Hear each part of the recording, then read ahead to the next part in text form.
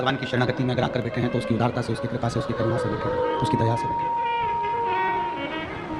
शिव महापुराण की कथा एक बड़ी सुंदर बात करती है जो हमें अपनी जिंदगी में उतारना चाहिए। वक्त अगर बुरा है, शिव कथा कहती है, वक्त अगर बुरा है तो मेहनत करो। शिव महापुराण की कथा कहती है, वक्त यदि बुरा है तो मेहनत करो, और वक्त यदि अच्छा है तो किसी की मदद करो। अगर वक्त बुरा है तो मेहनत 4 गुनी बढ़ाइए, अपने परिश्रम को 4 गुना बढ़ाइए, अपनी मेहनत को 4 गुना बढ़ाइए, अपने परिश्रम को बढ़ाने का प्रयास करिए। खूब मेहनत करो, खूब परिश्रम करो, खूब मेहनत को आगे बढ़ाइए, खूब बढ़िए। मेहनत करने से थोड़ा वक्त, बेकार वक्त हमारा टल जाता है, बेकार वक्त हमारा निकल जाता है, बेकार वक्त हमारा समाप्त हो जाता है। वक्त बुरा है, मेहनत करिए, और अगर वक्त अच्छा है तो किसी ना किसी की मदद करने का प्रयास करो। किसी भूखे को भोजन, प्यासे को पानी, किसी बीमार की औषधि आदि का कार्य करने का प्रयास करिए। किसी भूखे को भोजन, प्यासे को पानी पिलवाइए, किसी की औषधि दिलाने का कार्य करिए, किसी के काम आने का प्रयास करिए। प्रयास करो कि किसी के आप काम आ जाए।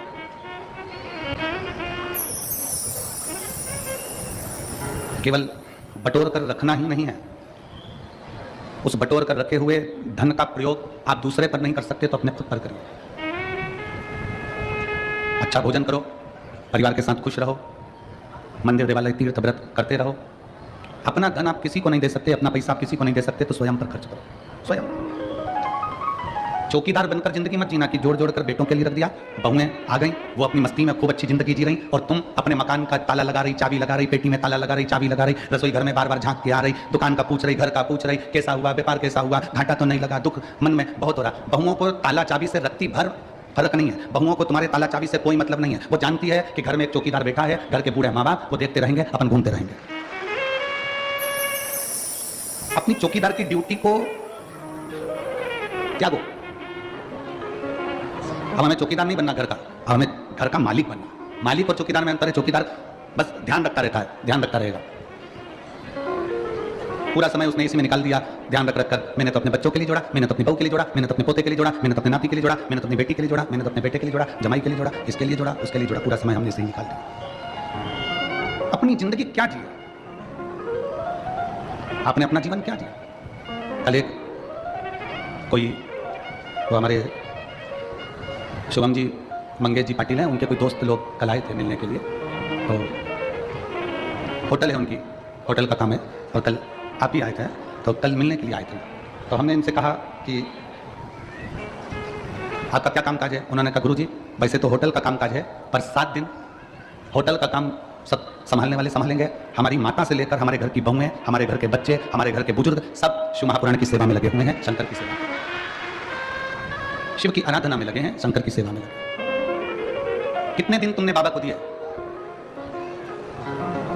कितने दिन दिए बाबा को शिव महापुराण के? जम के बोलो, 7 दिन। तुमने केवल 7 दिन बाबा को दिए हैं, तुमने केवल 7 दिन बाबा को समर्पित किए हैं, तुमने केवल 7 दिन भगवान शंकर को दिए, केवल 7 दिन।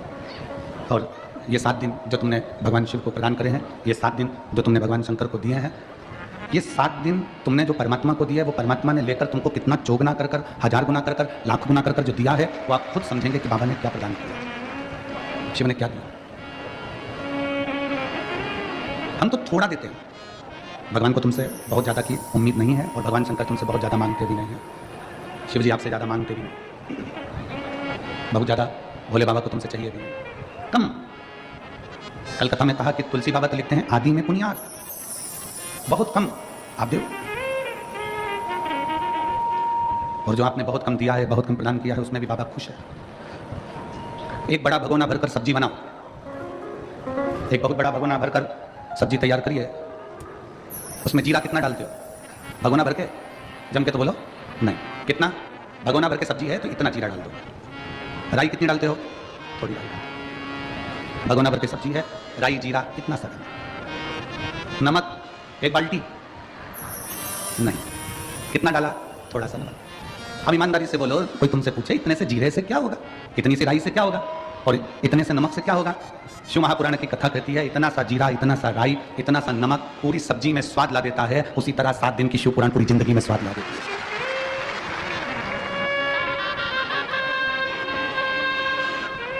7 दिन की ये शिव महापुराण की कथा हमारे जीवन में स्वाद उत्पन्न कर देती है, खुशियां उत्पन्न कर देती है, प्रसन्नता उत्पन्न कर देती है।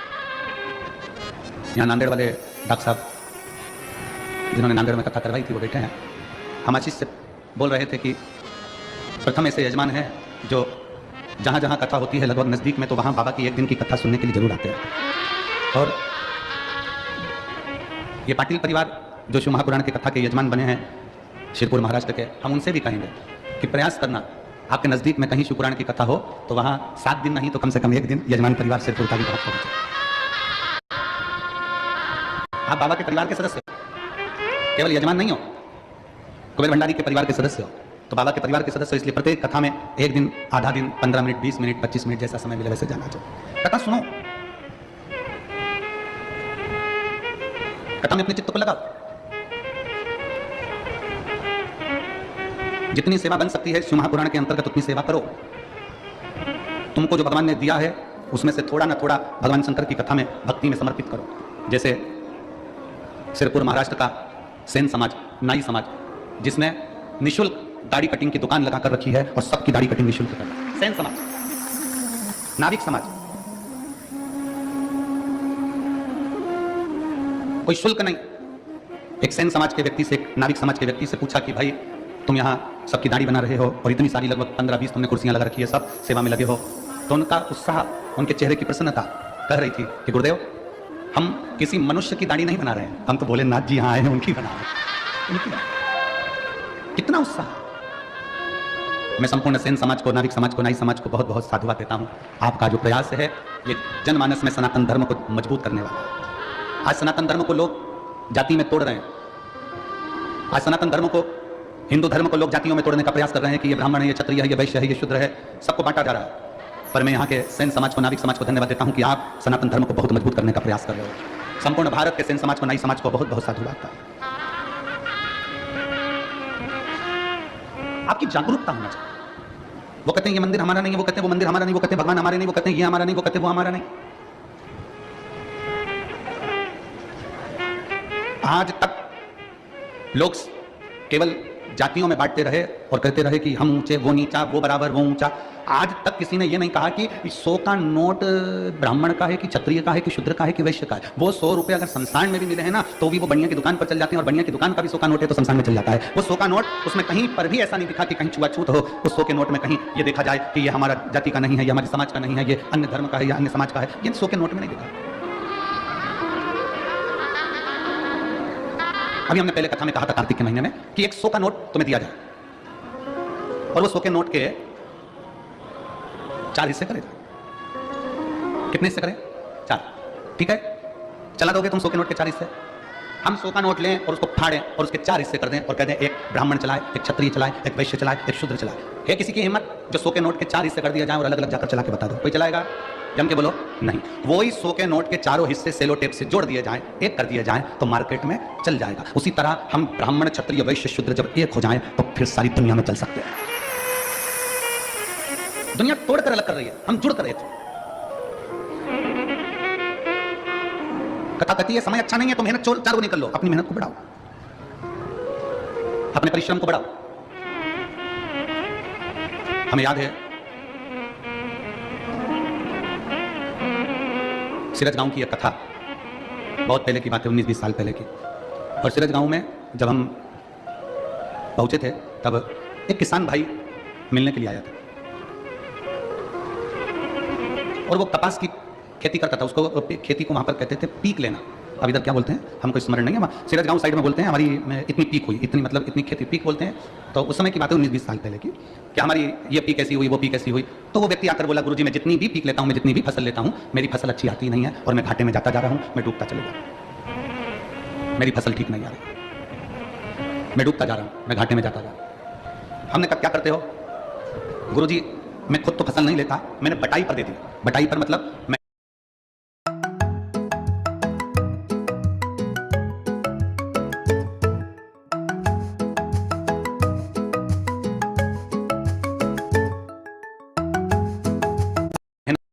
सामान उसका, आधा सामान हमने कहा ठीक है, क्या चाहते हो? कहा गुरुजी अब की बार बस ऐसा कर दो कि उसमें अच्छी फसल हो जाए। तो हमने कहा अच्छी फसल हो जाए तो फिर एक काम करो, ये आधा आधा बंद करो, खुद बेलपत्री शंकर पर चढ़ी हुई लेना, शिव जी का चढ़ा जल लेना, पूरी खेती में जब बीज बोने के लिए जाए तब उस जल को छीट कर बाबा का नाम लेकर श्री शिवाय नमस्तुभ्यम बोलकर बो देना। अब उसने फसल लगाई, जो पीक आई, और पीक आने के बाद वो सीहोर गया और वहां जाकर बोला, बाबा जी बड़ी कृपा करिए, अब की बार तो बाबा ने ऐसा कर दिया कि मुझे पूरा कर्जा चुका दिया, मेरा पूरा कर्जा चुक गया। हमने कहा कर्जा बाबा ने नहीं चुकाया, तू बटाई में ले रहा था, तुझे मालूम ही नहीं पड़ रहा था कितना आ रहा है, कितना जा रहा है, क्या कर रहा है, कितना जा रहा है, दवाई का पैसा ले लिया, खाद का पैसा ले लिया, बीज का पैसा ले लिया, सब कुछ पैसा लेने के बाद भी तुझे फसल में कुछ नहीं मिल रहा था। अब तूने जान लिया कि मैं मेहनत करूंगा, मेरी जमीन है, मैं 4 गुना परिश्रम करूंगा, तो बाबा ने तेरे को 8 गुना दिया और तेरा कर्जा भी चुका दिया। तेरी मेहनत, इसमें सीहोर वाले बाबा का कुछ नहीं है, इसमें पंडित प्रदीप मिश्रा का कुछ नहीं, तेरी अपनी मेहनत, तेरा अपना परिश्रम। वक्त अच्छा नहीं है, मेहनत करिए, वक्त अच्छा है तो मदद करिए। जब अच्छा समय आ जाए आपका, जब आपका श्रेष्ठ समय आ जाए, श्रेष्ठ समय आपका चल रहा हो, तो प्रयास करो कि हम किसी की मदद कर सकें, हम किसी का सहयोग कर सकें। और मैंने तेरे ही भरोसे बाबा, तेरे ही भरोसे हवा विच उड़ती जावागी, बाबा डोर में कटी जावागी, भोले मैं तेरी शंभू मैं तेरी। अपनी मेहनत को बढ़ाओ।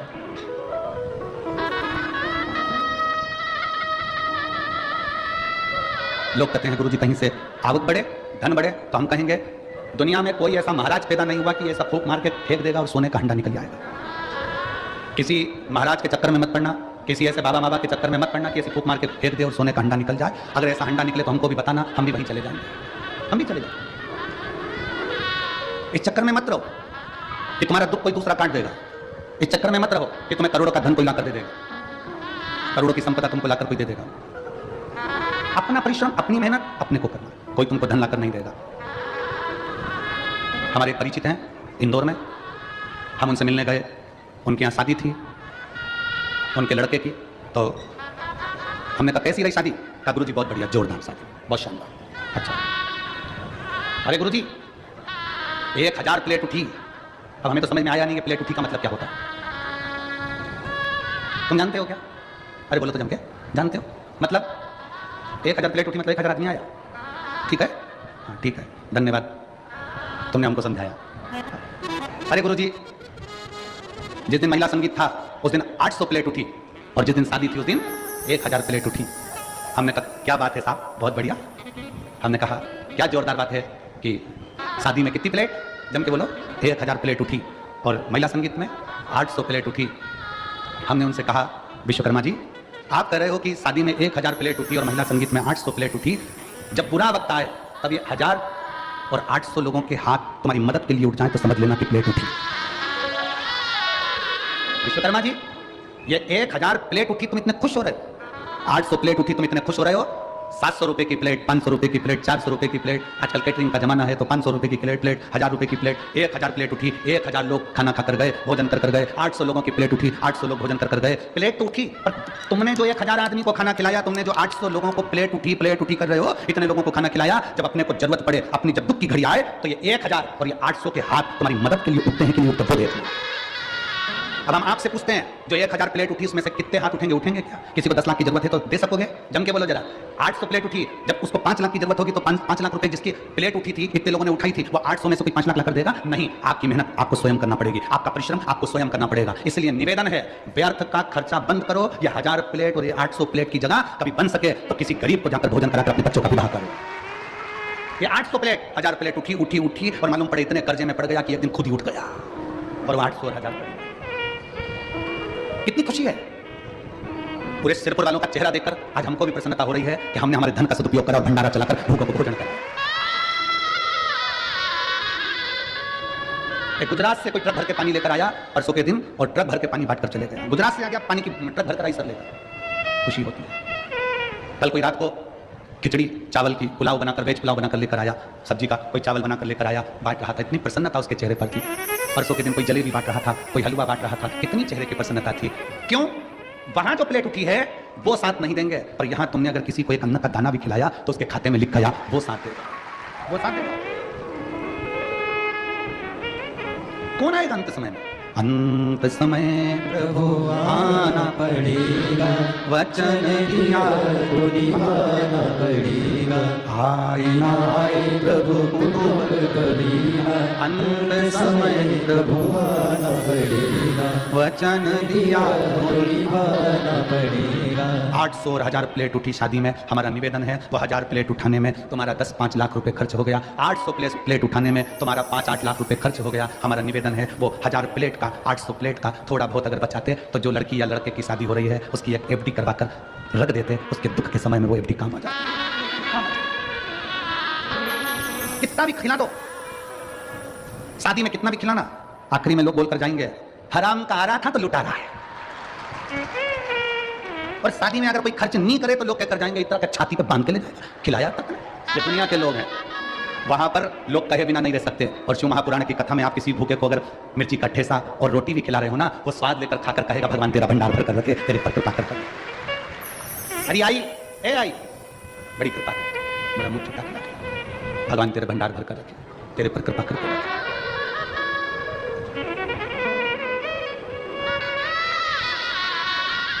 प्रयास करो। हम बहुत अच्छा किसी को नहीं दे सकते पर थोड़ा तो अच्छा दे सकते हैं। किसी सिरपुर की एक माँ, उसकी कॉलोनी का तो हमको स्मरण नहीं है कि कौन सी कॉलोनी में रहती है, पर इसी सिरपुर की एक माँ रोज एक शॉल पहन कर आती है। हो सकता है उसके पुराने शॉल हो, रोज एक शॉल पहन कर आती है और कहीं पर भी कथा में बैठ जाती है और पास में जो माँ बैठी रहती है उसको देखती है कि इसके पास नहीं है, अपना जाते जाते शाल उसको देकर चली जाती है और बड़े प्रेम से घर पहुंच जाती है। फिर दूसरे दिन वो शाल लिया। अब उस माँ का तो हम कॉलोनी का नाम नहीं जानते, पर वो माँ जसवंती बाई करके कोई नाम है, उसने कहा कि हमने पूछा कि माँ तुम्हारे पास में इतने साल है क्या? नहीं। मैं मेरी पड़ोसन से बोल दी तेरे पास पुराने साल कितने रखे, मेरे घर के जितने साल थे मैं तो बांट लिया, और उसके घर में पुराने पड़े थे कोई काम नहीं आ रहे थे, मैंने उसको निकलवा लिया, बहू से का प्रेस कर दे, प्रेस करके मैं पहले उड़ती और उड़कर कथा में जाकर बैठकर उसको उठाकर आ जाती। तुमने कहा तो है तुम्हारे पास में जो है तुम वही तो परमात्मा को दोगे। हम आपसे कभी नहीं कहे कि आप अंबानियां, धन, दौलत, संपदा, सत्ता, वैभव किसी को दो, पर इतना जरूर याद रखो कि अपने को जो परमात्मा ने दिया है वो तो दो। एक कथा आती है, बड़ा सुंदर कथा है। एक राजा अपने नगर में सूचना करवा दिया, सुबह 9 बजे से शाम को 5 बजे तक जो मेरे दरवाजे पर आएगा उन सबको सोने की असरफियां, किसी को पीतांबर, किसी को हीरा, किसी को मोती में बांटूंगा। रोज 1 हफ्ते तक मुझे बांटना है। कितनी बजे से कितनी बजे तक? जम के बोलो जरा। सुबह 9 बजे से शाम को 5 बजे तक बांटूंगा। लग गए लोग लाइन में आके, सुबह 9 बजे लोग लाइन में आकर लगे।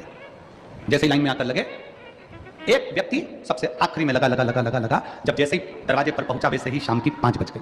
5 बजे 5 बजते से वो व्यक्ति ने सोचा मुझे तो मिला नहीं, सुबह जल्दी आ जाऊंगा। रात को 3 बजे जागा और 3 बजे आके लाइन में खड़ा हो गया। 3 बजे रात को लाइन में आकर खड़ा हुआ, सबसे पहले नंबर उसका था, आगे बढ़ने लगा। 9 बज गई, आगे बढ़ रहा था। पीछे एक व्यक्ति रो रहा था, रोते रोते बोला भैया मुझे पैसे की बहुत जरूरत है, मेरा बेटा बीमार पड़ा है, मुझे पहले ले लेने दो। उसने कहा तू चले जा। उसने उसको आगे कहा। फिर पीछे कोई आया, उसने कहा भैया मेरी पत्नी को बहुत तकलीफ है, तू आगे जा। भैया मुझे ये तकलीफ है। उसने सबको आगे कर दिया, वो पीछे रह गया। 5 बज गई, बंद हो गया दरबार। 5 बजे बंद हुआ। दूसरे दिन फिर वो सुबह आकर 3-4 बजे से खड़ा हो गया। आज तो मैं लेकर ही मानूंगा। फिर कोई पीछे आ गया, भैया मुझे जरूरत है, भैया मैं कर्जे में लदा लूं, मैं ले आगे आ जा, ले आगे आ जा। फिर 5 बज गई। 5 दिन निकल गए। वो व्यक्ति आखिरी में 5 दिन तक असरफी लेकर नहीं जा सका। 6ठे दिन राजा का ध्यान गया कि ये रोज मांगने आता है और रोज दरवाजे पर खड़ा होता है। राजा ने उसको बुलाया, इधर इधर क्या कर रहा है ये तू रोज मांगने आता है? हाँ। अभी तक तुझे मिला नहीं? नहीं। क्या कर रहा है तू? ये कर रहा है जो आप कर रहे हो वो मैं कर रहा हूं। राजा ने कहा मैं तो सोना चांदी हीरा पन्ना बांट रहा हूं, तू मेरी होड़ कर रहा है। मैं सोना चांदी हीरा पन्ना बांट रहा हूं, तू क्या बांट रहा है? उसने कहा मैं अपनी बारी दान कर रहा हूं। मेरा अपना जो नंबर आता है, किसी को जरूरत पड़ती है तो मैं अपना नंबर उसको दे देता हूं, अपनी बारी उसको दे देता हूं। राजा ने पूछा अपना नंबर देना, अपनी बारी देना ये कोई बात है? उसने कहा मेरे पास जो होगा वही तो दूंगा। मैं आगे खड़ा था, थोड़ा पीछे हट गया, उसको आगे कर दिया। इससे क्या होगा? राजा ने पूछा इससे क्या होगा? उसने कहा अब ये तो मेरा भोलेनाथ जाने कि क्या होगा। समय आया, समय पलटा। समय ऐसा पलटा, राजा को रोग हो गया, परीक्षा हुई। विद्वान ब्राह्मण बैठे, संत बैठे, साधु बैठे। नगर में कोई ऐसा व्यक्ति हो, क्योंकि राजा की कोई औलाद नहीं है, नगर में कोई ऐसा व्यक्ति हो जो बहुत विद्वान हो, उसी को राज सिंहासन पर बिठाना है। तब उसी व्यक्ति जो बारी अपना नंबर दे रहा था, सबको आगे कर खुद पीछे हो जा रहा था, अपने पास जो था वो प्रदान कर रहा था, उसी व्यक्ति को राजा का सिंहासन दे दिया गया। तुमने क्या दिया भगवान को? आप क्या प्रदान कर रहे हो परमात्मा को? आप क्या दे रहे हो भगवान को? भगवान कभी नहीं कहेगा कि तुम मुझे धन, दौलत, संपदा, सत्ता, वैभव दो। भगवान कहता है तुम्हारे पास में जो है, क्या है तुम्हारा?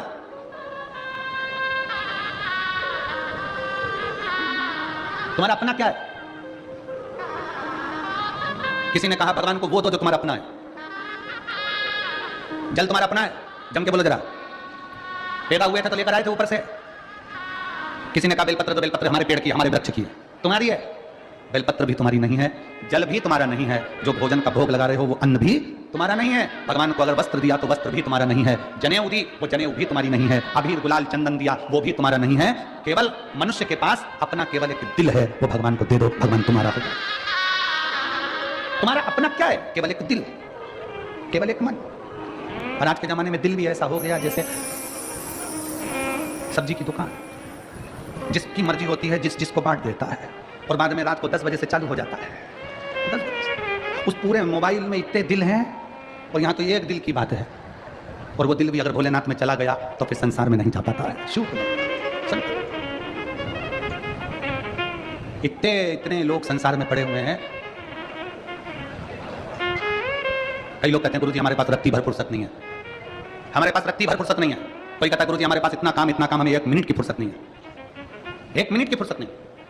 तो फिर हमने कहा एक बात बताओ, तुम्हारे मोबाइल में डाटा है क्या? क्यों?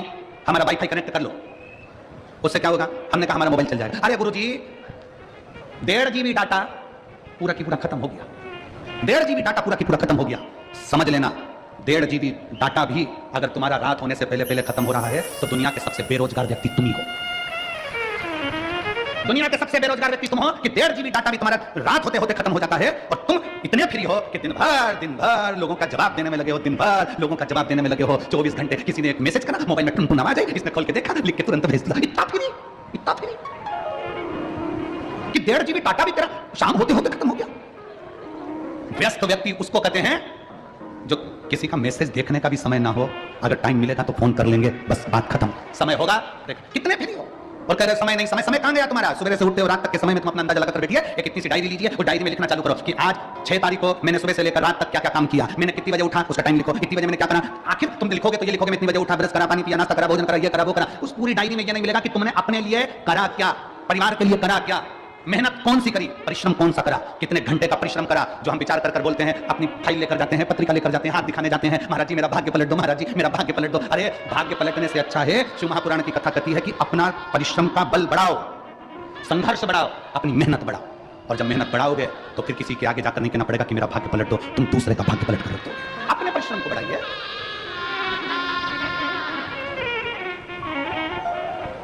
संसार सागर में व्यर्थ पड़े हुए, व्यर्थ।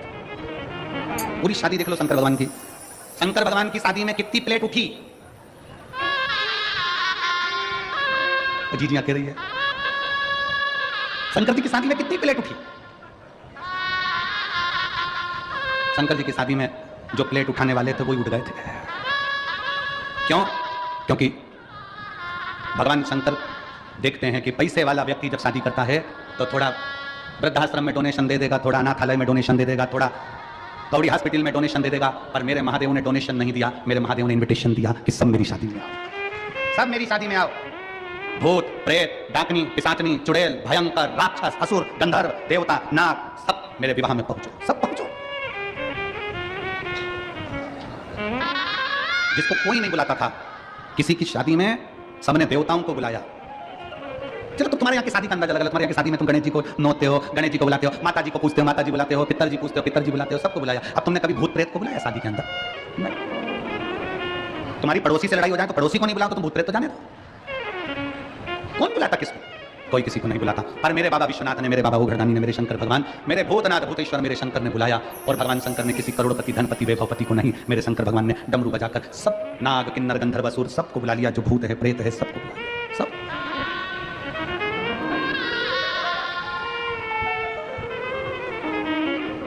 हमसे भी लोग कहते हैं गुरुजी इतना बड़ा कट्ठा का पंडाल लगता है, पंडाल भी छोटा पड़ जाता है, लोग धूप में बैठे रहते हैं, चिलचिलाती हुई गर्मी पड़ रही होती है, सब यहाँ वहाँ पूरा प्रांगण तुम्हारा भरा पड़ा रहता है। एक काम करा करो, थोड़ा कथा का एक काम करो, थोड़ा हम कथा करवाएं, मुंबई में हम कथा करवाएं, बेंगलोर में तो एक हॉल में VIP कथा करा देंगे, सब क्रीम लोग आएंगे। तो हमने कहा काम करो, क्रीम की लस्सी बना के पी जाओ।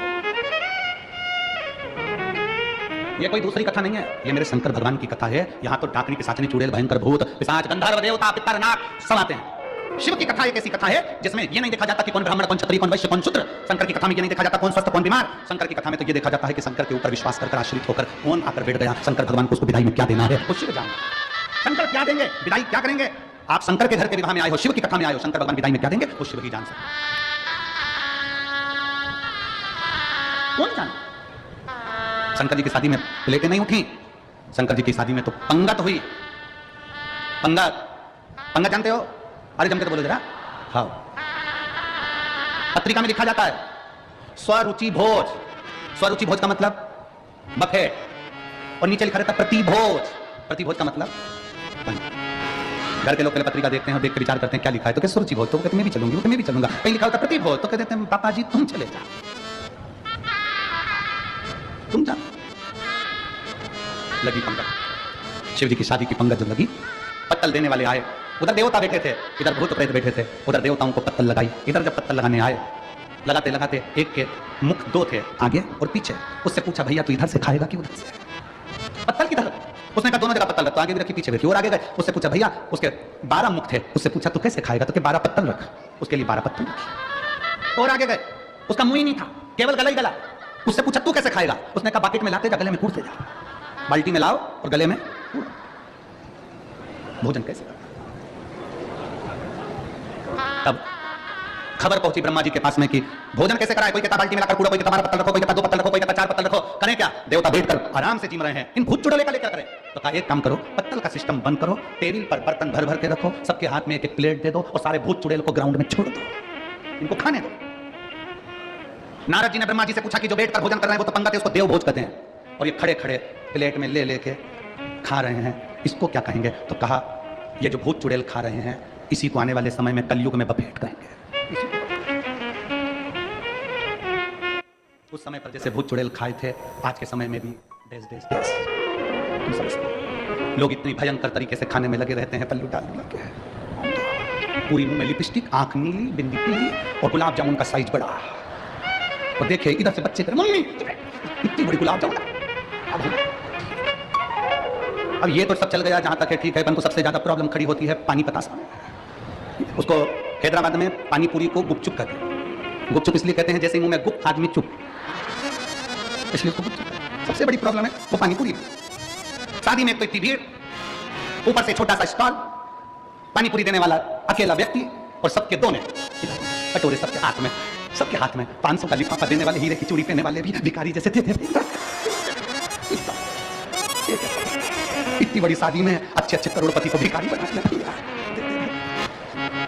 पानी पूरी वाला इधर दे भैया, इधर भैया प्लीज प्लीज। पानी पूरी वाला पसीना पसीना हो रहा है, पाँव में खुजाल चल रही क्योंकि रात का समय मच्छर खा गया, मच्छर। और पानी पूरी देना, खुजाल भी चल रही क्योंकि रात को गार्डन में मच्छर खा गया। इधर से खुजाता आ जाए, इधर से पानी खिला के भर के भैया। और पानी पूरी खा के जो बाहर निकली, पति के साथ मोटरसाइकिल पे बोली पानी पूरी का स्वाद बहुत जोरदार था, ऐसा स्वाद तो घर नहीं आया क्योंकि घर में मच्छर निकला। और क्या खा स्वाद स्वाद। भगवान देव के महादेव से अपने मन की बात बड़े भावों के साथ दिल से प्रार्थना करें। जहाँ जगह मिले वहाँ बैठिए। बहुत ज़्यादा संख्या में आज आप लोग आए हैं।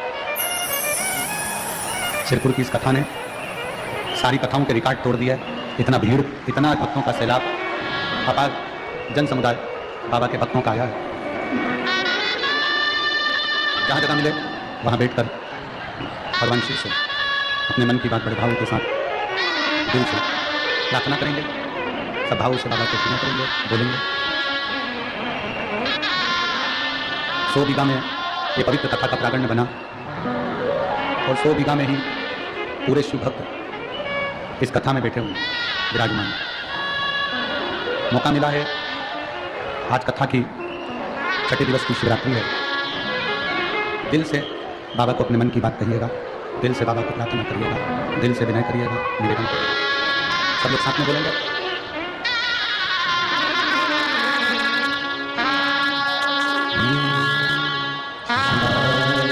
नमस्ते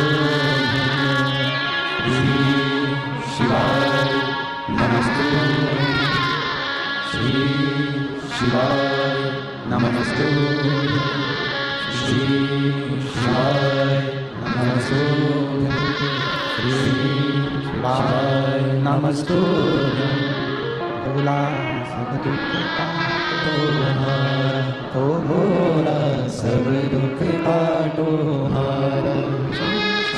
शंकर जपूं तेरी माला, भोले बाबा जपूं तेरी माला, भोला सब दुख काटो हमारा, ओ भोला सब दुख काटो हमारा। देश है मंगल मंगलकारी, देश है मंगल मंगलकारी, शमशान निवासी हमारा, शमशान निवासी हमारा, ओ भोला सब दुख काटो हमारा, ओ भोला सब दुख काटो हमारा।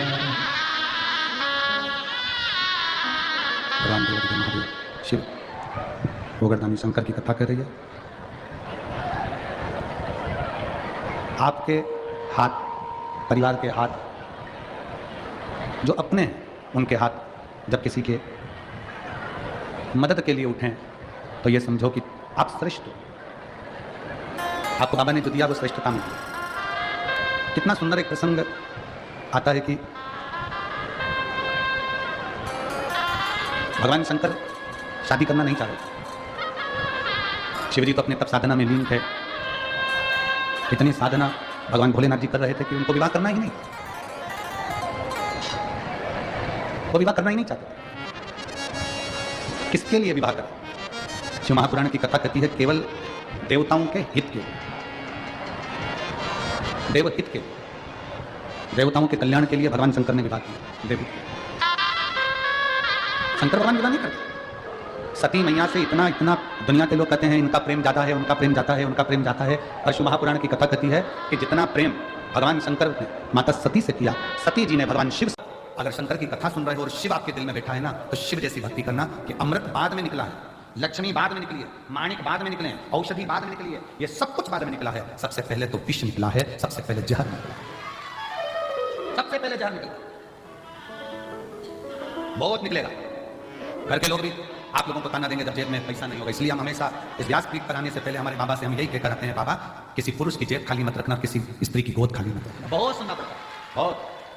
स्त्री की गोद में अगर संतान नहीं है तो उसको लोग बांझ करते हैं, अपशब्द करते हैं, ताना देते हैं, सुबह से निकले तो उसका मुंह ना देखते हैं, आड़ा टेढ़ा करते हैं, गालियां देते हैं, अपशब्द करते हैं, कुछ भी कर देते हैं। उनका मन कई कई तो अपने बच्चों को नहीं देती उनकी गोद, ये स्थिति है। और ऐसा नहीं है। एक नारी, एक पुरुष बनाने वाला स्वयं मेरा भगवान है और उसने अपने ही स्वरूप से इनका निर्माण, उसका कोई दोष नहीं है, उसकी कोई दोषता नहीं।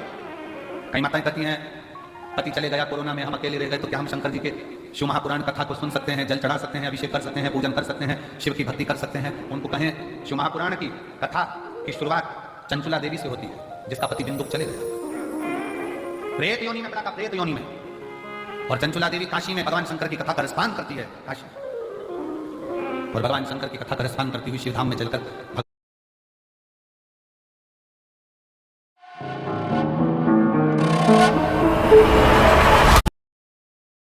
और भगवान शंकर की कथा का रसपान करती हुई शिवधाम में चलकर भगवान शंकर को यजमान बना देती है और स्वयं कथा का रसपान ग्रहण करती है। स्वयं भगवान शिव पार्वती जी से कहते हैं, पार्वती सुनो, पार्वती एक बार तुम्हारे पुत्रों को भूख लगी, कार्तिक और गणेश को, अशोक सुंदरी को, जया विषहर अशामरी बारी, गौतली देव, सबको भूख लगी और तुमसे भोजन मांगा गया, तब तुम्हारे पास भोजन नहीं था। तुम अन्नपूर्णा हो, तुम अन्नपूर्णा, पर मैंने लीला रचने के लिए तुम्हारे पास भोजन की व्यवस्था नहीं होने दी। बच्चे भूख से बिलबिला रहे थे, चिल्ला रहे थे, और मैं तब साधना में डूबा हुआ था और तुम मुझसे विनय कर रही थी, बोले बाबा इनका बच्चों का पेट भर दीजिए, इनका पेट भरो। शिव जी आप उठे नहीं, शंकर भगवान कहते मैं उठा नहीं। फिर आप बोली एक माँ के स्तन में अगर दूध आता तो वो बच्चों का पेट भर देती, पर मेरे तो स्तन में भी दूध नहीं आता। भोलेनाथ इनका पेट भरिए, तब भी बाबा उठे नहीं आप। तब माता पार्वती जी ने शंकर भगवान को उठाकर निगल लिया था, स्तन में से दूध बहना चालू हुआ। तब गणेश जी, कार्तिक, अशोक सुंदरी सब उस दूध का पान किया। पार्वती सब दूर ढूंढा गया, हर जगह पर शिव को ढूंढा गया, पर शिव नहीं मिले। तब कहा पार्वती जी निगल गई, निगल गई। तब आपकी अर्चना करी गई, पर आपने नासिका के धूम से धुएं के रूप में मुझे फिर प्रकट करा। मेरा नाम धूमवान हुआ, तुम धूमावती माता के रूप में पूजा। सुनो पार्वती, उस क्षण तुम शंकर भगवान को, अपने पति को निगल गई थी, इसलिए तुम बेधव्य हो गई थी, विधवा हो गई। आज भी शिव जी कहते हैं पार्वती उस बेधव्य स्वरूप में भी तुम्हारे दिल में, तुम्हारे हृदय में, तुम्हारे उदर में तुमने शिव की भक्ति नहीं छोड़ी थी। इसलिए बेधव्य होने के बाद भी पृथ्वी पर तुम धूमावती माता के नाम से जगत में पूजा होगी। जगत में धूमावती माता की मांग में सिंदूर नहीं होता, गले में मंगलसूत्र नहीं होता, हाथ में चूड़ी नहीं होती, पांव में भी चूड़ी नहीं होती, फिर भी धूमावती माता की पूजन संसार करता। क्यों? शिव ने कहा पार्वती, दुनिया की दृष्टि में लोग कहते हैं कि चंचुला देवी का पति चले गया, चंचुला देवी बेधव्य हो गई, ये तो संसार की रीति है पार्वती, जो आया है वो जाएगा, कोई प्रथम कोई बाद में, ये जीवन का सार्थक। दुनिया ने ये सोच बना ली, इसका मुख मत देखना, ऐसा मत करना, वैसा मत करना, पर ये सृष्टि तो मेरे द्वारा रची हुई है पार्वती। ऐसा कोई मनुष्य संसार में नहीं जन्म लेता जिसके दिल में शिव का निवास नहीं होता। शंकर निवास करता, शिव निवास करता। कई माताएं कहती हैं हम क्या शिव जी को जल चढ़ा सकते हैं, हम क्या पशुपति व्रत कर सकते हैं, हम क्या शंकर जी की स्तुति, कौन मना कर रहा है? कौन मना कर रहा है? फिर किसी ने कहा गुरुजी हमारे यहाँ भी अभी शादी हुई है तो क्या शंकर जी के मंदिर जा सकते हैं, जल चढ़ा सकते हैं, कौन ने मना करा? फिर किसी ने कहा गुरुजी गर्भ ठहर गया तो शंकर जी के मंदिर जाए कि नहीं जाए, कौन मना करा? एक बार ऐसे बाबाओं को पकड़ के लाओ हमारे पास, जो कौन सी पुराण में से बोल दिया कि गर्भ रहे तो शिव जी के मंदिर मत जाओ, घर में शादी रहे तो शिव जी के मंदिर मत जाओ, भगवान शंकर की स्तुति मत करो, शिव का भजन मत करो, शंकर को जल मत चढ़ाओ, कौन कहता? महाराज, हर पल, हर घड़ी, हर क्षण शिव का नाम मुख से निकलना चाहिए और शिव का स्मरण हर पल होना चाहिए, हर पल। गर्भ में बच्चा है, शिव के मंदिर मत जाओ, लोग कहते हैं। किसी ने ये नहीं कहा कि खाना मत खाओ। घर में शादी हो रही है, कोई ने कहा घर शिव के मंदिर मत जाओ, तो किसी ने ये नहीं किया कि पार्टी में डांस मत करना और खाना मत खाना। भोजन 3 बार चल रहा है, भजन छूट गया, 3 बार भोजन भजन, एक बार उसमें भी उलझन आती है, बार बार दुनिया भगवान से दूर कर रही है। फिर किसी ने कहा अगरबत्ती में तो बांस होता है, मत जलाओ। ये जो अकल दें तुमको कि अगरबत्ती में बांस होता है, अगरबत्ती मत जलाओ, ये एक दिन तुम्हारे हाथ में मोमबत्ती पकड़ाना चाहते हैं इसलिए मना कर रहे हैं। ये एक दिन तुमको मंदिर से हटाकर, आप समझ रहे होगे, वहां तक पहुंचाना चाहते हैं कि तुम अगरबत्ती की जगह मोमबत्ती पकड़ो और तुम मंदिर जाना छोड़ो और हफ्ते में एक बार हमारे पास आकर बैठो। कोई विरोध नहीं है, तुम्हारा दिल करे। अरे अगरबत्ती के पीछे पड़े हो, वो मुंह में रखने वाली बत्ती के पीछे पड़ो ना। सिगरेट मत पियो, बीड़ी मत पियो, गांजा मत पियो, चिलम मत लगाओ, उसका विरोध करो। उसका विरोध नहीं करते। फिर कह दिया कि बेलपत्री मत खाओ, शंकर पे चढ़ा हुआ जल मत पियो। अरे वो दिन भर बैठा बैठा मलता रहता है, फटकी लगा लगा कर खाता रहता है, वो मना करो कि बेलपत्री की मना। शिव भक्ति में, शंकर की उदारता में, शंकर के गुणगान में, शिव के स्मरण में आडंबर नहीं चाहिए, बिल्कुल आडंबर मत। दिल से तुम्हारे पास में चावल है, एक दाना चावल का चढ़ा दो। बेलपत्री नहीं है, कोई बात नहीं। धतूरा नहीं है, कोई बात नहीं। फूल नहीं है, कोई बात नहीं। चावल भी नहीं है, कोई बात नहीं। हमारे यहाँ तो कितने सुंदर सुंदर लोग भजन गाए, मन मेरा मंदिर, आंखें दिया बाती, फोटो की है कालियां और बोल फूल बाती, और रोम रोम जीवा तेरा नाम पुकारती, हारती हारती, शेरा वाली है माँ तेरी आरती, जोता वाली है माँ तेरी आरती। आप दिल से भगवान का स्मरण तो करो।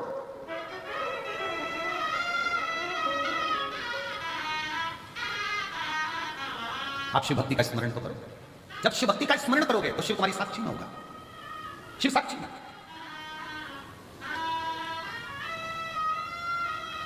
महाराज अभी परसों की बात, परसों तेल के डब्बे रखे, सबके सब डब्बे, अब ध्यान नहीं रहा कि डब्बे अंदर बचे ही तेल के, और पूरे डब्बे तेल के खत्म। थोड़ी देर बाद आशीष आए तो कहा गुरुजी वो तेल मंगवाने में जनता इतनी कि रोड पे से तेल मंगवाना भाई। हमने कहा बाबा से अच्छा करे, थोड़ा सा कहो कि आराम आराम से काम करो, तेल आता होगा। थोड़ी देर बाद वो मधुर विजयवर्गीय आया और आशीष से कहता है कि भंडारा चलाने के लिए हम तेल लाए थे तो वहां पर लोग कम रुक रहे हैं, सारे तेल के डब्बे भरवा के यहाँ छोड़कर चले गए। शिव तत्व किसको कहते हैं? शंकर की शरणागति किसको कहते हैं? अगर आपका विश्वास पक्का है, आपका भरोसा पक्का है, आपकी दृढ़ता पक्की है, तो शिव को मिलने में देरी नहीं होगी। कल हमारे वो लखनऊ वाले यजमान जब मिल रहे थे तो कह रहे थे गुरुजी मेरे को आप पर विश्वास नहीं था, पर मेरी पत्नी ने कथा सुनना चालू करा। फिर उसने कहा एक बार ये महाराज जी को सुनो तो सही। फिर उन्होंने कहा यदि महाराज जी की कथा में बल है तो मैं बहुत टेंशन में चल रहा हूँ, मेरा ट्रांसफर अगर हो गया 3 दिन के अंदर लोटा भर जल चढ़ाने से तो मान जाऊंगा कि शिव पुराण है। उसने 3 दिन लोटा भर जल चढ़ाया और तीसरे दिन उसके हाथ में कागज आया कि तेरा ट्रांसफर जहां चाहता था वहां हो गया। शिव तत्व किसको कहते हैं?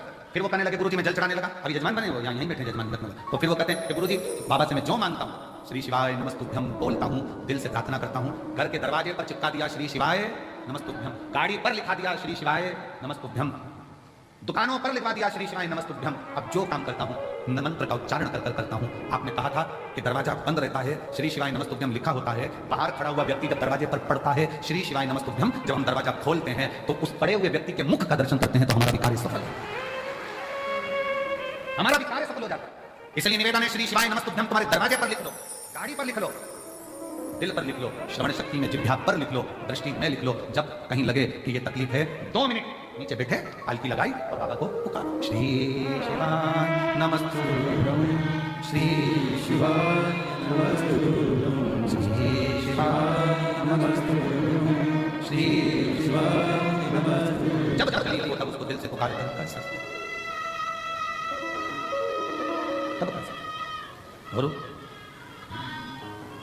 उज्जैन के राजा कभी कृपा नजरिया, उज्जैन के राजा कभी कृपा नजरिया, दुखिया पे डालना रे हो भोले बाबा। उज्जैन के राजा कभी कृपा नजरिया, दुखिया पे डालना रे।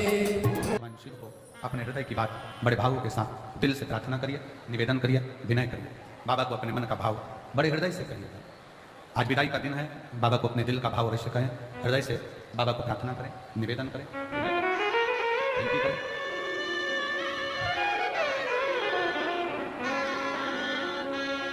शिव तत्व है भगवान शंकर, ओगरदानी प्रकालदर्शी कैलाशी अविनाशी से विनय करो, निवेदन करो शिव से। सब साथ में बोलना, बाबा को अपने मन का भाव हृदय से करना।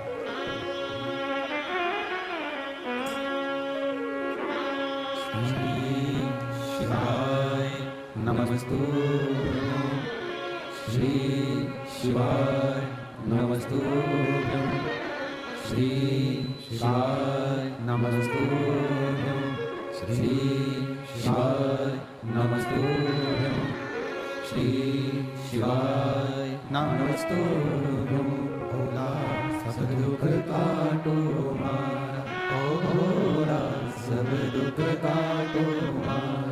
शिव शंकर जपो तेरी माला, भोले बाबा जपो तेरी माला, भोला सब दुख काटो मारा, ओ भोला सब दुख काटो मारा। देश है मंगल मंगलकारी, देश है मंगल मंगलकारी, शमशानवासी हमारा, शमशानवासी हमारा। ओ भोला सब दुख काटो मारा, ओ भोला सब दुख काटो मारा।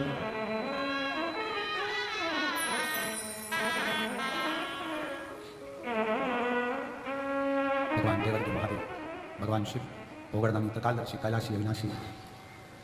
भगवान शिव की कथा कहती है,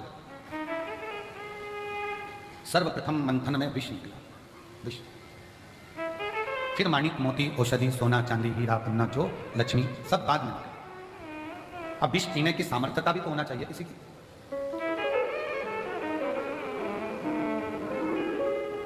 अपनी स्वयं की बुराई स्वयं सुन ले और वो बुराई सुनने के बाद कानों से और दिल से वापस निकाल दी जाए तो समझो कि तुमने जिंदगी में बहुत बड़ा तप और साधना कर लिया। स्वयं की बुराई सुनने के बाद अगर आप शांति से अपनी जिंदगी बिल्कुल मस्त होकर जी रहे हो, बुराई पर तुमने ध्यान दिया ही नहीं, तो समझ लेना कि तुम जिंदगी के दुनिया के सबसे बड़े तपस्वी और साधक और सन्यासी हो।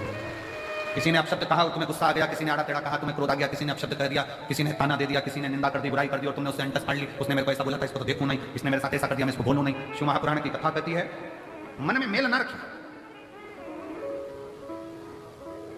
मन में मेल न रखिए, थोड़ा समय का इंतजार करें। गाली देने वालों को, अपशब्द कहने वालों को, ताना देने वालों को, आड़ा टेढ़ा बोलने वाले को एक दिन समय आता है, आप उसका जवाब नहीं देते, स्वयं देवाधिदेव महादेव मेरा कुबेर भंडारी जवाब।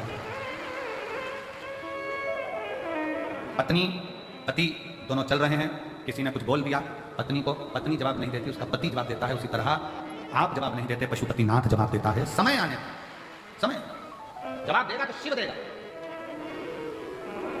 शंकर। आप थोड़ा सा इंतजार करो, थोड़ा सा, कभी मौका लगे शिव महापुराण की कथा श्रवण करने का और अपने जीवन में उतारने का, तो उतारो। शिव तत्व हो, शंकर भगवान की शरणागति, शिव की भक्ति, शिव जी की उदारता, शंकर की अविरल भक्ति को अपने भीतर धारण करो, कैसे भी, कैसे। प्रथम में विष मिले स्वीकार करो। जो करेले का जूस ज्यादा पीता है, जो कड़वी कड़वी नीम की गोली ज्यादा खा लेता है, फिर उस पर दूसरी दवाई का असर ही नहीं होता है। अब करेले का जूस इतना पी लिया कि वो दूसरी मिठाई और जूस का असर ही नहीं हो गए, नीम की गोली, नीम की पत्ती इतनी खा ली कि वो दूसरी दवाई असर ही ना करे। उसी तरह अपने जीवन में मान लो अगर कष्ट बहुत मिल रहे हैं, तकलीफें बहुत मिल रही है, ठोकरें बहुत मिल रही है, समझ लेना ये ठोकरें एक दिन तुमको इतनी ऊंची ले जाएगी कि फिर तुम्हें दुनिया की वाणी शब्द की ठोकर नहीं, फिर ना लगे।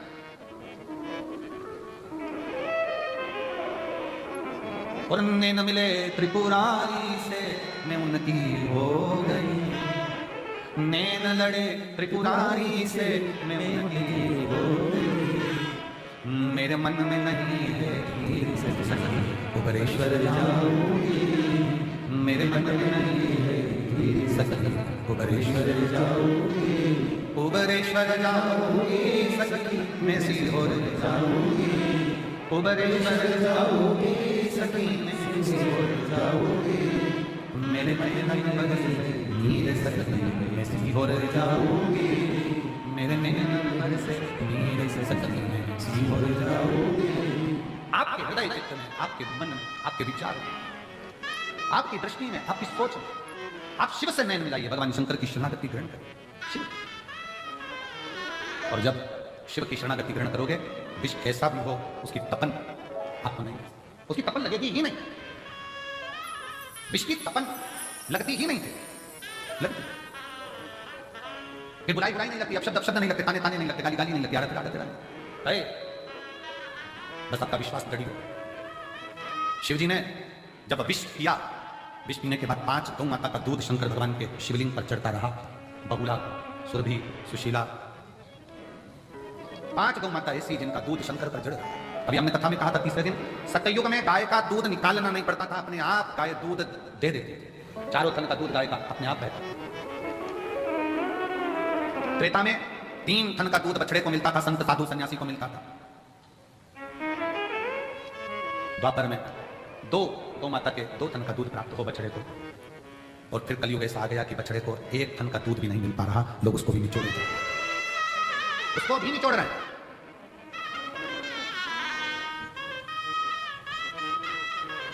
आज के जमाने में, आज के समय में बहुत विशेष ध्यान रखने वाला विषय है। अगर बाबा करुणा करे और कृपा करे और दया करे तो एक बात अपनी जिंदगी में याद करो, अगर तुम्हारे पास में भगवान ने जमीन दी, जमीन, और मेरा शंकर अगर तुम्हारे ऊपर कृपा करे, कुबेर भंडारी ऐसी कृपा कर दे कि तुम्हारी सबकी 2-2, 5-5 एकड़, 10-10, 8-8 बीघा जमीन हो, शिव ऐसी कृपा करे तुम्हारे ऊपर, तो एक निवेदन जरूर करूंगा इस व्यासपीठ से, अगर बाबा तुमको जमीन दे और जमीन अगर तुम्हें हो, गेहूं तुम खाओ, चना तुम खाओ, और जो गेहूं की भूसा रहता है वो तुम्हारे पास में जो गौशाला हो उसमें भरकर जरूर पहुंचाओ। गेहूं तुम खाओ, जमीन भी तुम्हारी, गेहूं भी तुम्हारा, सारी फसल तुम्हारी, पर निवेदन है अगर भगवान ने तुमको इस लायक बनाया है और जमीन दी है, आज ये प्रार्थना कर जाना कुबेरेश्वर बाबा से कि अगर तूने मुझे जमीन दी, उसमें अगर गेहूं लगेगा तो गेहूं भले मैं खाऊं, गेहूं की फसल भले मैं बेचूं, पर उस गेहूं की जो भूसा बनेगा वो मेरे नजदीक की गौशाला में जरूर जाए, ऐसी कृपा।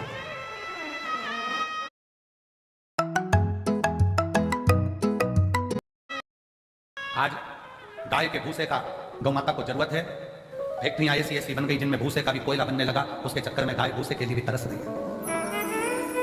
विठले सेवा समिति पिछले कई वर्ष से एक नियम लेकर चलती है कि गाय का भूसा जब ज्यादा हम लोग प्रयास करते हैं कि इकट्ठा कर लें, और कोई नजदीक की गौशाला में भी जब भूसे की जरूरत होती है, जो आप लोग सहयोग करते हो, 1-1 रुपया देते हो, तो नजदीक में कहीं पर भी कहीं से सूचना आती है तो उस गौशाला में भी भूसा सीहोर की गौशाला से चले जाता है कि वहां गाय भूखी ना, वहां गौ माता भूखी ना रहे। पर कब तक? इसलिए मेरे बाबा से निवेदन है, जितने आयो, मेरा भोलेनाथ, मेरा कुबेर भंडारी, तुम सबको अगले साल जब तुम यहाँ आओ रुद्राक्ष महोत्सव में, तो मेरा बाबा तुम सबको जमींदार बनाए, जमीन वाला बनाए, सबको जमींदार बनाए, सबको जमीन बाबा दे, कोई नहीं बचे जिसके पास जमीन खूब दे, 2 एकड़, 5 एकड़, 10 एकड़, 25 एकड़, जितनी मेरे बाबा को देना हो बीघा में, 2-5 बीघा भी दे, तो फसल तुम खाओ मना नहीं है, सब खाओ, पर उसमें जो भूसा रहे, उसमें जो चारा रहे, वो तुम्हारे नजदीक में जो भी गौशाला हो उस गौशाला को समर्पित करो, जिससे गौ माता। आज का जमाना इतना विचित्र हो गया कि लोग उस भूसे को भी निपटाए, उसको शिव कथा कहती है, भगवान शंकर का पावन चरित्र कथा है, शिव महापुराण की कथा कहती है, सतयुग में 4 थन से गौ माता दूध देती है, और वो चारों थन से वो दूध जो प्राप्त होता है वो जीवन का सुख का आनंद का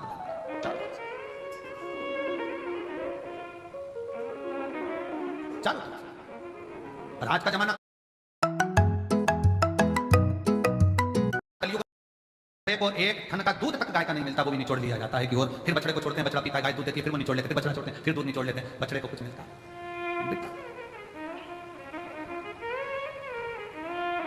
प्रयास करो, अपने घर में गाय नहीं रख सकते तो नजदीक में जो गौशाला हो उसमें प्रयास करो कि कुछ सेवा कर सको, कुछ दया आपके भीतर उत्पन्न हो, बाबा करुणा करे।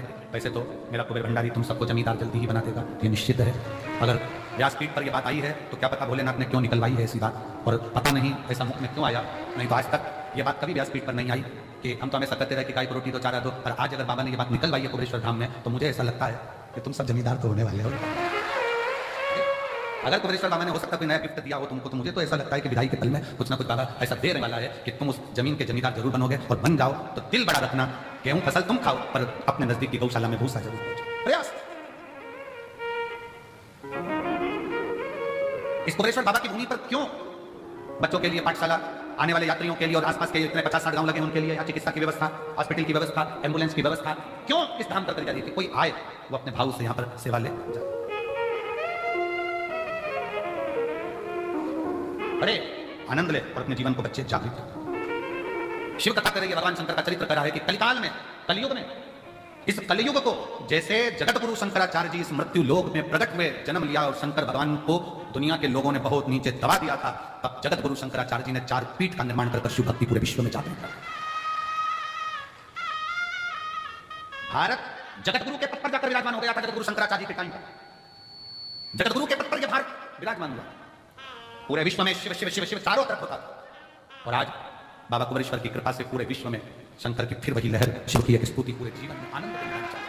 पूरा बच्चा बच्चा, छोटे से छोटा बच्चा शिव के मंदिर जा रहा है। जब छोटे से बच्चे के हाथ में जल का पात्र देखो, तुम्हारे घर के नजदीक में छोटे छोटे बच्चे शंकर के मंदिर में झाड़ू पोछा लगाते देखो, तो समझ लेना कि अब कलयुग नहीं शिव युग आ गया है।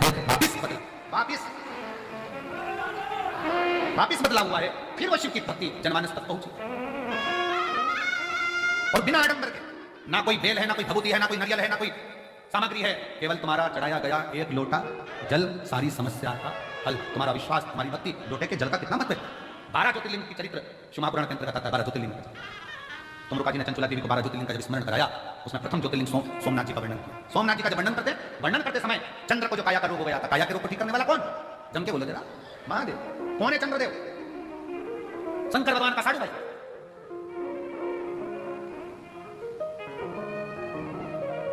दक्ष प्रजापति की कई कन्याओं का विवाह चंद्रदेव के साथ हुआ था। शरीर में इतना बड़ा रोग हो गया कि काया टपक टपक कर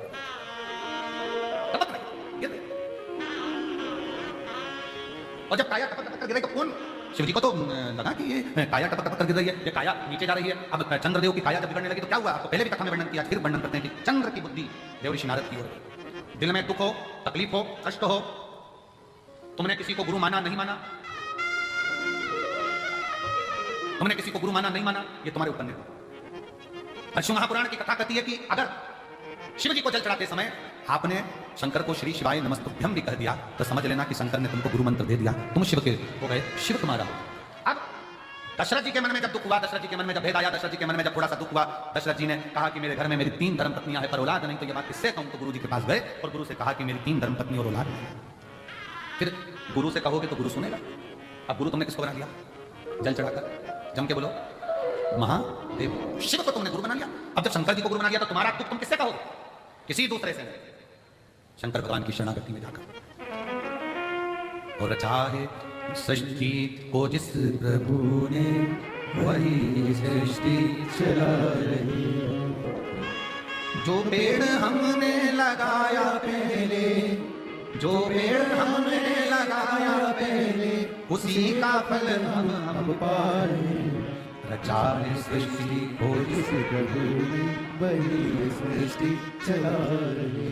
रचा है सृष्टि को जिस प्रभु ने वही सृष्टि चला रहे। अब विश्वास रखकर शिव की शरणागति, भगवान शंकर की शरणागति किससे कहोगे अपने दुख को? किसी मनुष्य से कहोगे तो 4 जगह कहेगा।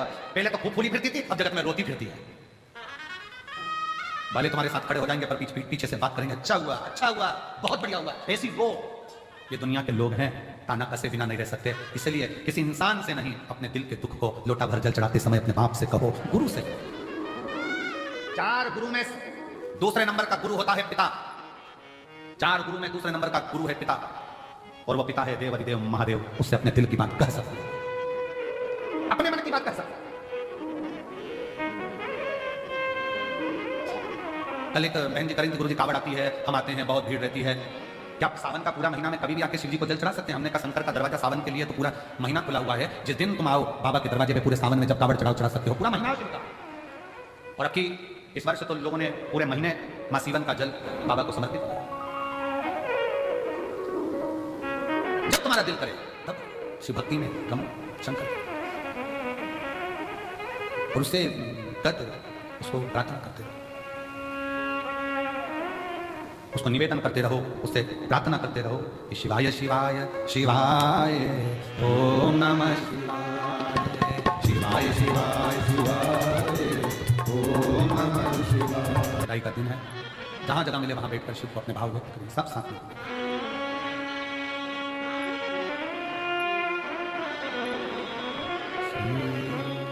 शिवाय नमस्तुभ्यं। श्री शिवाय नमस्तुभ्यं। श्री शिवाय नमस्तुभ्यं। श्री शिवाय नमस्तुभ्यं।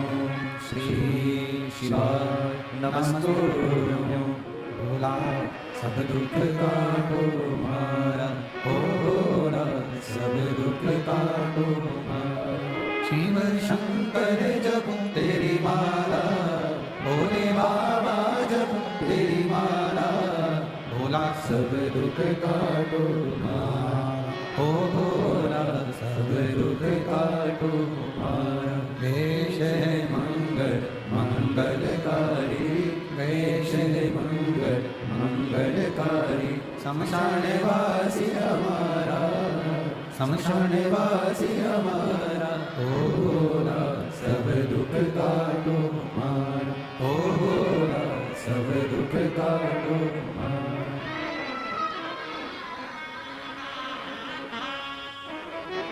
बाबा देवाधिक महादेव शिव भोगरदानी प्रकादर्शी कैलाशी विनाशी शंकर की कथा कर रही है। शिव महापुराण की कथा वर्णन कर रही है कि विश्व कैसा है।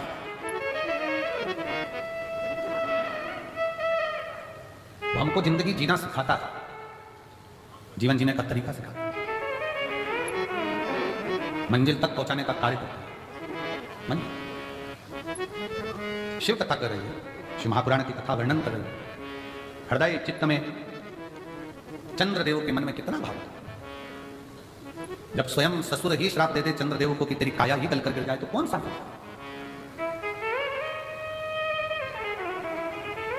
जब जिंदगी की घड़ी में तकलीफ में कष्ट में दुख सामने आकर खड़ा होता है तो सबसे पहले अपने ही साथ छोड़ देते, अपने, कोई दूसरा छोड़ने वाला नहीं होता। तब उस जगह पर भगवान शिव की भक्ति साथ देती है। एक बहुत अच्छा पत्र आया है, देखिए। मैं द्रौपदी कुशवाहा, इंदौर नंदा नगर की रहने वाली हूँ। कहीं बैठी हो तो हाथ हिला सकती हैं। द्रौपदी कुशवाहा, इंदौर नंदा नगर की रहने वाली हूँ। कहीं बैठी हो तो हाथ हिला सकती हैं और बेलपत्र लेने के लिए आ सकती हैं। मैं द्रौपदी कुशवाहा, इंदौर नंदा नगर की रहने वाली हूँ।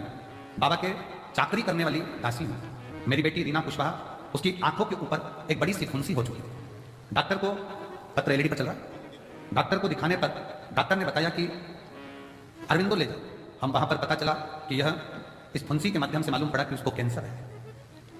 और हम वहां 10 दिन तक भर्ती रखे और परेशानियां भी अब ये जीवन की आ गई कि बेटी एक, कमाने वाला घर में कोई नहीं, वही मेहनत कर हम बुजुर्गों को भोजन दे देती है और आज उसको कैंसर हो गया, वो भी आंख का।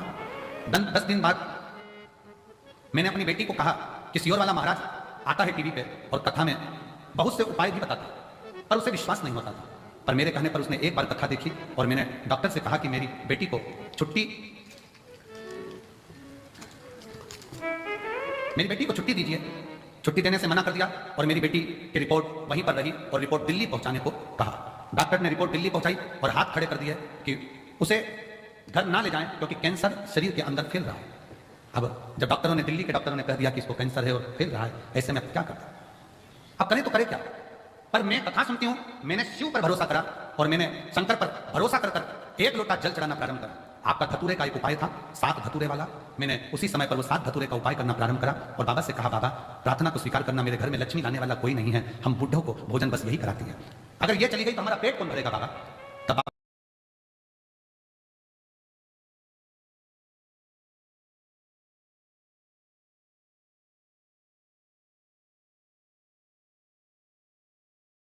जल चढ़ाना प्रारंभ करा, पानी लाती, बेटी के शरीर पर लगाती। 5 दिन तक अरविंदों में फिर वापस जांच हुई, जांच फिर दिल्ली भेजी गई और डॉक्टर को दिखाने पर पता लगा कि मेरी बेटी एकदम रोग से मुक्त हो चुकी है। और डॉक्टर को भी बड़ा आश्चर्य हुआ कि भगवान की कृपा आज भी शिव भक्तों पर होती है। ये शिव भक्त। एक लाइन बहुत अच्छी लिखी है, आप और हम गुनगुनाते हैं। आप लोग एलईडी पर पहले पढ़ो, गुनगुनाओ, फिर हम चालू करेंगे। थोड़ी आवाज तेज आना चाहिए आपकी। तेरे दरबार की बाबा निराली शान देखी है, तुझे देते नहीं देखा पर झोली भरी देखी है। मुख दुनिया मोड़ेगी बाबा तू केड़ा मोड़े, मेरी लगे करी दीनो बाबा तुए बिना। आप उससे लगन को लगा।